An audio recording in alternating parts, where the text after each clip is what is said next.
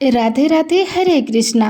आज अश्विनी मास के शुक्ल पक्ष की द्वादशी तिथि है और आज के दिन पपांकुशा एकादशी व्रत का पारण किया जाएगा। यानी कि जिन भक्तों ने कल पपांकुशा एकादशी का व्रत रखा था वे आज ही अपना व्रत खोलेंगे। आज का दिन बड़ा ही शुभ और मंगलकारी है। एकादशी के व्रत के पारण के दिन तुलसी माता की कथाओं को सुनने से ही व्रत पूर्ण माना जाता है और भक्तों की समस्त मनोकामनाएं पूर्ण होती है। तो जिन लोगों ने व्रत नहीं भी रखा है उन्हें भी द्वादशी के दिन तुलसी माता की कथाओं को सुनने से धन संपत्ति और अनंत शुभ फलों की प्राप्ति होती है। तो आइए भगवान श्री लक्ष्मी नारायण जी के चरणों का ध्यान करते हुए इन कथाओं को सुनते हैं। तो प्रेम से बोलिए लक्ष्मी नारायण भगवान की जय, तुलसी माता की जय। इस कथाओं को सुनने से ही व्रत पूर्ण माना जाता है। तुलसी माता को हरिप्रिया भी कहा जाता है। जितना भगवान श्री हरि विष्णु सोने, चांदी, हीरे, मोती और रत्नों से प्रसन्न नहीं होते उतना सिर्फ तुलसी दल से प्रसन्न हो जाते हैं।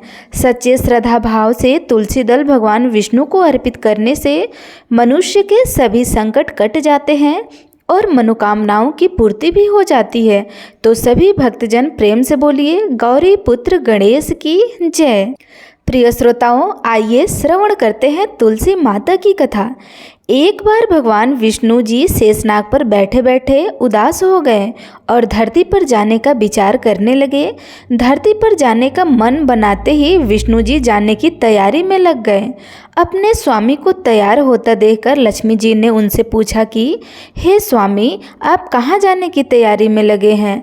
जिसके उत्तर में विष्णु जी ने कहा कि हे देवी, मैं धरती लोक पर जा रहा हूँ।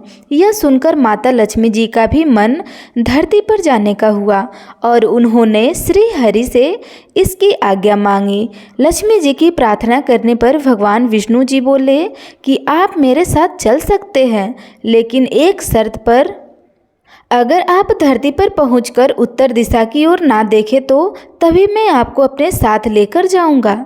यह सुनते ही माता लक्ष्मी जी तुरंत हाँ कर देती है और विष्णु जी के साथ धरती लोक पर जाने के लिए तैयार हो जाती हैं।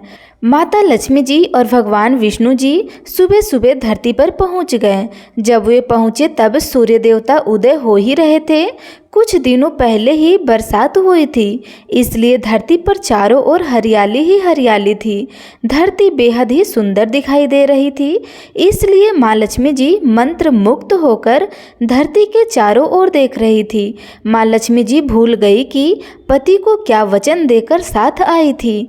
अपनी नज़र घुमाते हुए उन्होंने कब उत्तर दिशा की ओर देखा उन्हें पता नहीं चला।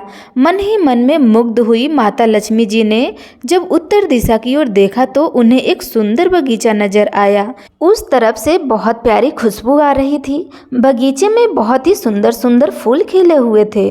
फूलों को देखते ही माँ लक्ष्मी बिना सोचे समझे उस खेत में चली गई और उस सुंदर सा फूल तोड़कर लाई। फूल तोड़ने के बाद जैसे ही माँ लक्ष्मी जी भगवान विष्णु जी के पास वापस लौटकर आई तब भगवान विष्णु जी की आंखों में आंसू भरे थे। माँ लक्ष्मी जी के हाथ में फूल देखकर विष्णु जी बोले कि कभी भी किसी से बिना पूछे उसका कुछ भी नहीं लेना चाहिए और साथ ही माँ लक्ष्मी जी को विष्णु जी को दिया हुआ वचन भी याद दिलाया। तब माँ लक्ष्मी जी को जब अपनी भूल का आभास हुआ तो उन्होंने भगवान के सामने इस भूल की क्षमा मांगी। विष्णु जी ने कहा कि आपने जो भूल की है उसकी सज़ा तो आपको अवश्य मिलेगी। जिस माली के खेत से आपने बिना पूछे फूल तोड़ा है यह एक प्रकार की चोरी है, इसलिए अब आप 3 वर्षों तक माली के घर नौकर बनकर रहेंगी। इसके बाद मैं आपको बैकुंठ में वापस बुलाऊंगा। तब भगवान विष्णु जी का आदेश मानकर माता लक्ष्मी जी चुपचाप सर झुका करके बात को स्वीकार कर लिया। जिसके बाद माँ लक्ष्मी जी ने एक गरीब औरत का रूप धारण किया और उस खेत के मालिक के घर गई। माधव नाम के उस मालिक का एक झोपड़ी था जहाँ माधव पत्नी, 2 बेटे और 3 बेटियों के साथ रहता था। माता लक्ष्मी जी जब एक साधारण औरत बनकर माधव के झोपड़ी पर पधारी तो माधव ने पूछा कि बहन, आप कौन हो? तब माँ लक्ष्मी ने कहा कि मैं एक गरीब औरत हूँ, मेरी देखभाल करने वाला कोई नहीं है, मैंने कई दिनों से खाना भी नहीं खाया है, मुझे कोई भी काम दे दो, मैं तुम्हारे घर का काम कर लूँगी और इसके बदले में आप मुझे अपने घर के एक कोने में आसरा दे देना। माधव बहुत ही अच्छे दिल के माली थे, उन्हें उस पर दया आ गई, लेकिन उसने कहा, बहन मैं तो बहुत ही गरीब हूँ, मेरी कमाई से मेरे घर का खर्च काफ़ी कठिनाई से चलता है, लेकिन अगर मेरी 3 बेटियाँ हैं, उसकी जगह अगर 4 बेटियाँ होती तो भी मुझे गुजारा करना पड़ता। अगर आप मेरी बेटी बनकर और जैसे रूखा सूखा हम खाते हैं उसमें खुश रह सकती हो तो बेटी अंदर जाओ। माधव ने माँ लक्ष्मी जी को अपने झोपड़ी में शरण दे दिया और माँ लक्ष्मी जी 3 साल तक उस माधव के घर पर नौकरानी बनकर रही। कथा के अनुसार कहा जाता है कि जिस दिन माँ लक्ष्मी जी माधव के घर आई थी उसके दूसरे दिन ही माधव को फूलों से इतनी आमदनी हुई कि शाम को उसके एक गाय खरीद ली। फिर धीरे धीरे माधव ने ज़मीन खरीद ली और सबने अच्छे अच्छे कपड़े भी बनवा लिए। कुछ समय बाद माधव ने एक बड़ा पक्का घर भी बनवा लिया। माधव हमेशा सोचता था कि मुझे यह सब इस महिला के आने के बाद ही मिला है, इस बेटी के रूप में मेरी किस्मत आ गई है।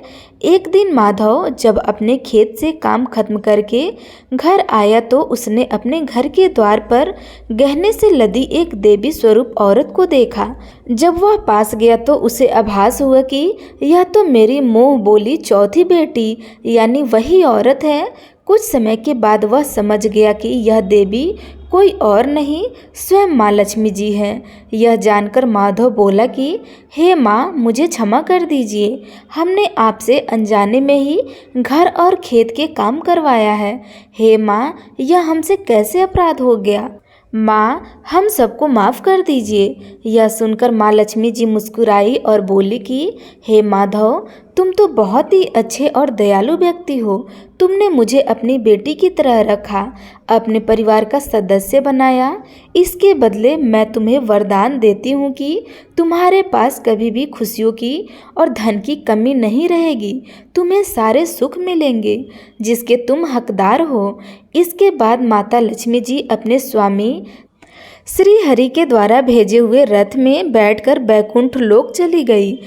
हे माँ मेरी नम्र निवेदन है कि जैसे माधव पर कृपा दृष्टि रखी वैसे ही कृपा दृष्टि हमारे समाज और देश पर भी रखना। कथा को सुनने वाले, सुनाने वाले और हुंकार भरने वाले सभी भक्त जनों पर भी रखना।